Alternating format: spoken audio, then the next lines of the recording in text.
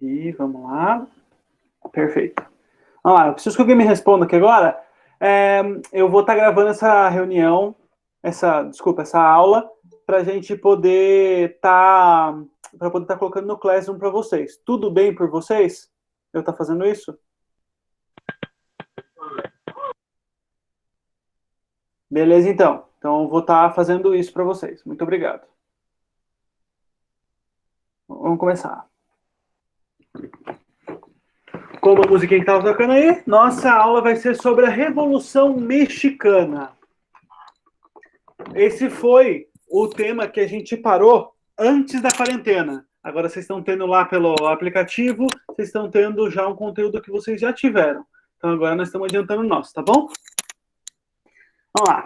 A gente vai começar falando sobre a Revolução Mexicana no século XVIII. Eles tiveram conflitos muito violentos pela independência. Porque eles tinham muito ouro na terra deles, os espanhóis não queriam que o México se transformasse em um país independente. Então, eles lutaram bastante contra os mexicanos para isso acontecer. Diga. É para anotar isso aí no caderno? Você pode anotar, seria o ideal. Tá bom. Tá bom? E eles tiveram esse conflito muito violento pela independência deles. No século XIX, isso aconteceu no finalzinho do século XVIII. No início do século XIX, os Estados Unidos conquistou 40% do território mexicano, né? O que a gente conhece hoje como Califórnia, o Texas, o Novo México, nos Estados Unidos, agora era dos Estados Unidos. E também, o que não foi comprado, que os Estados Unidos comprou do México, né? Foi tirado deles à força por uma luta, né? Essa população que vivia nesse 40% do território deles que foi conquistado, eles acabaram indo como refugiados para o sul. E eles vieram sem terras. E não foi dado terra para eles, não foi feita uma divisão agrária. E nesse momento, eles estão tendo um problema que tem muitas terras na mão de poucas pessoas. Ou seja, são pessoas com grandes territórios. Mas pessoas sem nenhum território, né? Nesse momento está acontecendo o governo do Porfírio Dias. Ele é um conservador, ou seja, ele não quer muito que as coisas mudem. E ele tem um governo um pouco diferenciado, né, se podemos dizer. Ele desapropria os pequenos proprietários. E como ele faz isso? Ele aumenta os impostos dos pequenos proprietários. E isso faz com que eles se endividem, eles tenham que vender as terras deles para os grandes proprietários, aumentando ainda mais o poder desses grandes proprietários. Ele também tem um governo muito fraudulento e com muitas perseguições. Ele teve 6 reeleições consecutivas que ou ele fraudava as urnas ou ele perseguia os concorrentes dele até eles desistirem da candidatura. Ele também é um facilitador da exportação de matérias-primas, mercadorias e metais preciosos. Aí vocês perguntam, professor, mas não é bom que um país exporte material? É bom. Só que nesse momento, o México está exportando as matérias-primas, as mercadorias e metais preciosos por um valor muito menor do que deveria acontecer. E ele também permitiu que empresas estrangeiras, principalmente dos Estados Unidos, os mesmos que tiraram 40% do território deles, dominassem a mineração e a agricultura. Ou seja, essas pessoas, essas empresas estrangeiras, né, elas tiravam o ouro e os produtos agrícolas das terras mexicanas. E ele ainda mais ampliou o poder dos latifundiários, dos empresários e dos banqueiros.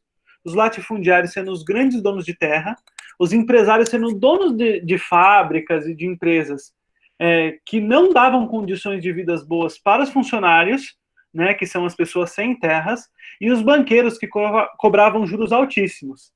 Esses 3 personagens aí, eles são considerados vilões nessas épocas. Se vocês forem ver filme de Bang Bang, essas coisas, ou filmes da época, vocês vão ver que o vilão é sempre um desses caras.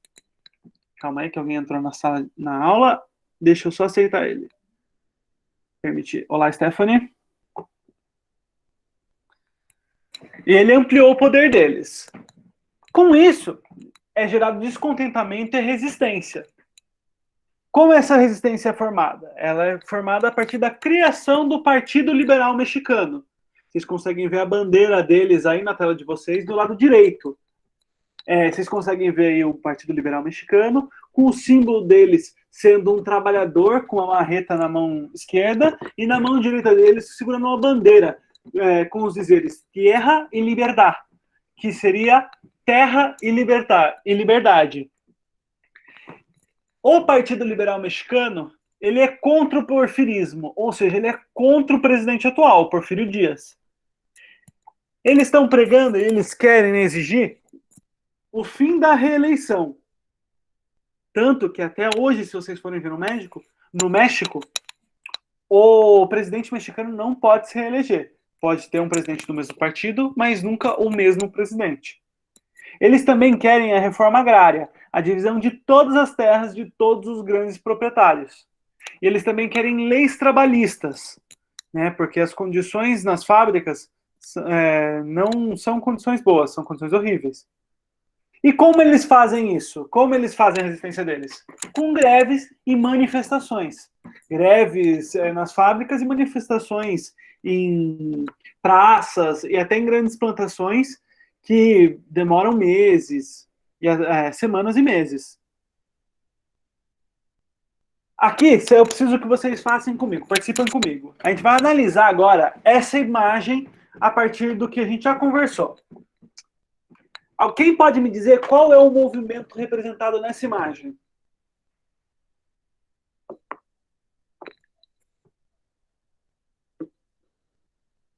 Alguém?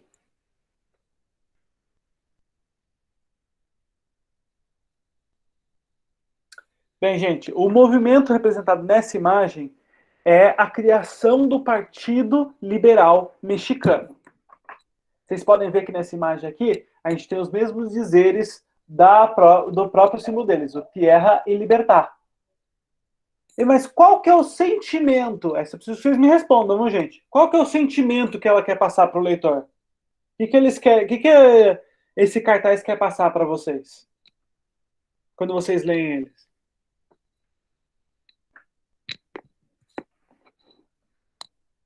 Terceiro ano. Liberdade. Sim, além da terra e liberdade, né?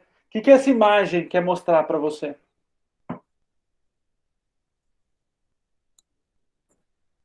Esse personagem que está sendo mostrado aí, ele é o mesmo símbolo do Partido Liberal? É o mesmo do símbolo? Independência. Não, eles já estão independentes nesse momento. Mas esse personagem aí, ele é o mesmo personagem do símbolo deles? Desse símbolo aqui, ó. É o mesmo? Não é, né, gente? Vamos lá. A resolução é a seguinte: o movimento representado na imagem é a criação do Partido Liberal. E apesar do símbolo do Partido Liberal Mexicano ser um operário segurando uma bandeira com os dizeres Terra e Liberdade, a maior parte da propaganda deles foi feita com guerrilheiro, focando que deveria haver uma luta para haver mudanças. O cartaz também tem os dizeres: a terra é de quem trabalha, querendo informar que o povo merecia e queria uma reforma agrária. Porque os grandes donos de terras, eles não trabalhavam na própria terra. Quem trabalhava lá eram os operários e os antigos donos de terras, né? Os pequenos proprietários que não tinham mais terra. Nesse momento, surge um grande apoiador do Partido Liberal, que é o Francisco Madero. Ele é um latifundiário, ou seja, ele não gosta muito da ideia da divisão agrária, principalmente da divisão agrária da reforma agrária com os grandes proprietários mexicanos. Mas ele apoia muito os direitos trabalhistas e algumas outras áreas que eles pedem. E em 1910, ele se candidata para a nova eleição contra o Porfírio Dias. Só que o Porfírio Dias vê que ele tem que ele é um grande. Que o Francisco Madeiro é um cara que vai ser uma concorrência muito forte contra ele. E vai ser difícil de ganhar. Então ele dá uma ordem de prisão para o Francisco Madeiro. E o Francisco Madeiro passa alguns meses preso. Com a prisão do Maduro. Desculpa, Madeiro. Maduro não. Tem que trocar esse cara aí. Maduro é outro cara. Ele se inicia uma rebelião contra o governo do Porfírio. Ao norte, nós temos o líder Francisco Pancho Villa. Ele é muito famoso. Ele não era um cara muito querido, mas ele era visto como um mal necessário para a revolução. Ele passava nos vilarejos e ele exigia que eles dessem comida e munição para eles poderem lutar, né? Ele não era um cara muito político. E ao sul, nós temos o Emiliano Zapata Salazar, como eu gosto de chamar ele, o revolucionário gatinho, né? Porque todo mundo gostava dele. Ele era um cara muito político. Ele chegava nos vilarejos e fazia festas, ouvia o povo, e ele tinha um discurso muito bom. Ao norte, o Pancho Villa, ele começou a descer até o centro do país para poder depor o Porfírio Dias. E o Emiliano Zapata começou a se mover ao norte. E eles acabam que o Porfírio Dias se rende e foge, né? Ele pede exílio. E o Madero vira o presidente do México. Ele vai passar um bom tempo como presidente e ele é um cara meio... O governo dele é meio ruim. Apesar de ele ter feito muitas das coisas que eles queriam, ele não fez tudo. Ele reduziu o poder da igreja, que era um órgão que tinha muito poder dentro do México, e eles eram caras que tinham muitas terras. Então eles eram grandes proprietários. Então eles estavam mais a favor do Porfírio Dias do que do Madero, né? Ele põe leis trabalhistas, essa Constituição, um esboço só de como elas são hoje. Não são todas, mas eles são um dos primeiros países a ter uma lei trabalhista. Aqui eles vão colocar, por exemplo, uma jornada de 8 horas de trabalho para todos os trabalhadores. As mulheres podiam tirar licença maternidade e crianças muito pequenas não poderiam trabalhar. Elas teriam que procurar educação, né? E ele faz uma reforma agrária. Ele não acaba com as grandes propriedades, mas ele tira as terras da igreja e das empresas estrangeiras, principalmente dos Estados Unidos, e divide essas terras. Essas terras acabaram voltando para as mãos dos grandes proprietários, dessa vez dos grandes proprietários mexicanos, né? Porque nem todas as pessoas que receberam as terras eram bons, não conseguiam gerir bem as terras deles.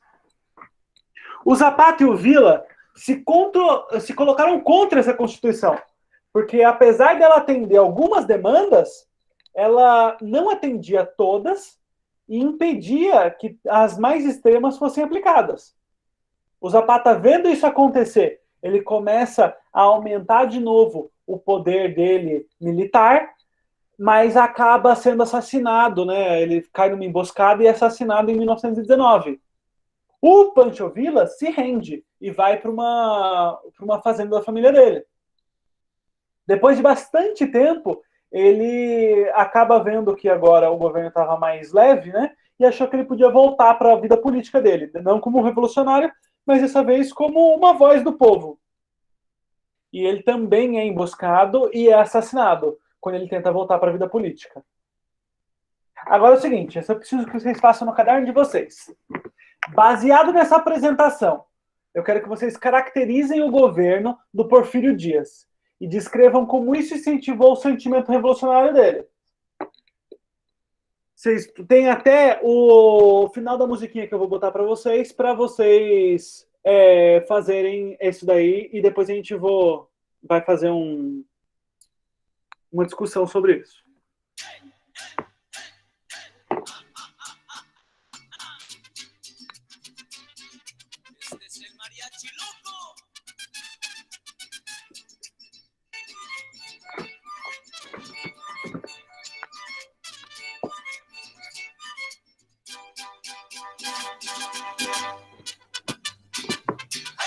Sácale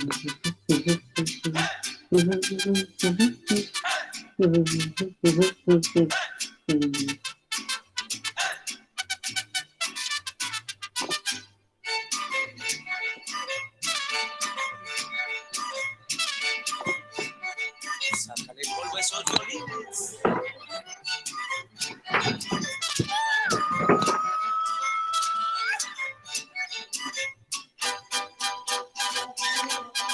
El mariachi loco quiere bailar, el mariachi loco quiere bailar. Esto es para que no baile.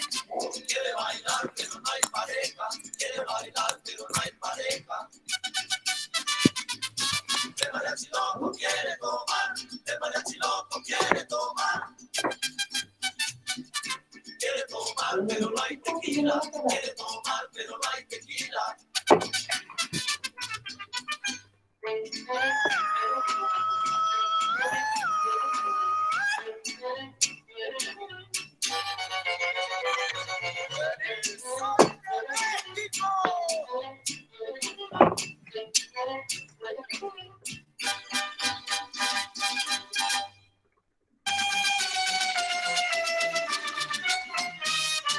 Mira lo que se avecina a la vuelta de la esquina, el mariachi va llegando.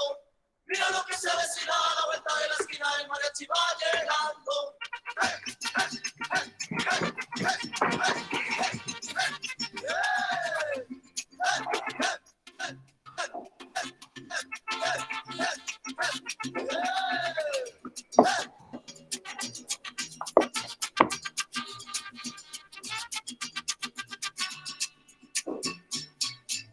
A ver, a mover la colita. Si no la mueve, se le va a poner malita. A ver, a mover la colita. Si no la mueve, se le queda. Como tú sabes, Osquita, mueven los violinistas, la mueven las dos trompetas, la mueve el del guitarrón, también el de la vihuela. Vamos todos a moverla al ritmo de esta canción, a que se alegren las penas y se alegre el corazón. A ver, a mover la colita. Si no la mueve, se le va a poner malita. A ver, a mover la colita. Si no la mueve, se le queda pegadita.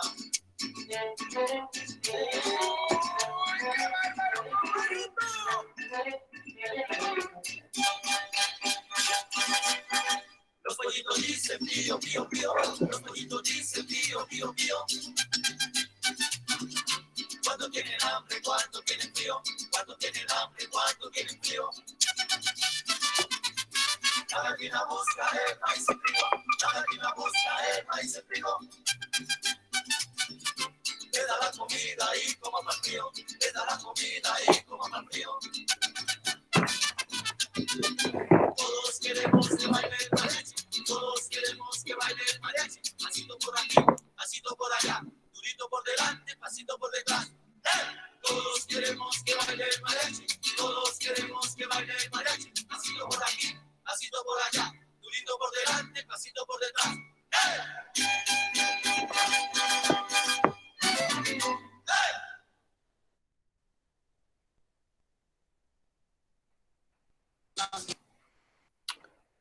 Pronto, gente.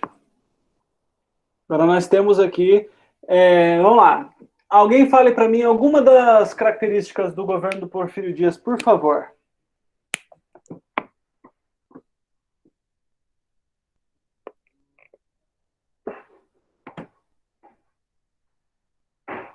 Gente...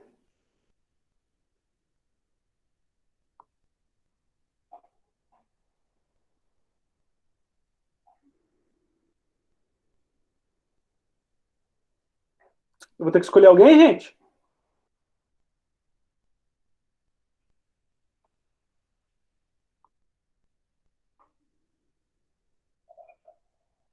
Beleza, então. É o seguinte, gente. O governo do Porfírio Dias se caracteriza pela abertura do país para influências dos mesmos estrangeiros. que conquistaram os territórios mexicanos apenas alguns anos antes.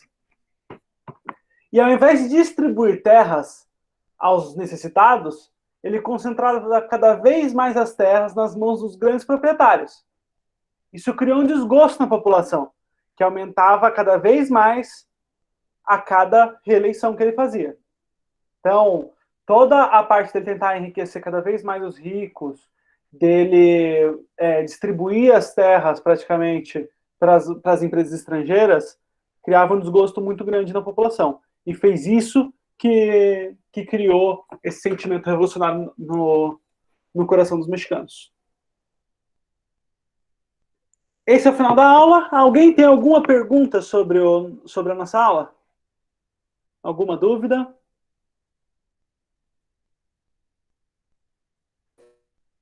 Bem, como ninguém tem nenhuma dúvida, eu vou parar a gravação aqui agora. Não, pode falar. Pode falar. Quem estava falando? Você pode mandar os slides no grupo? Pra Eu gente vou- anotar no caderno? Vou estar mandando sim para vocês.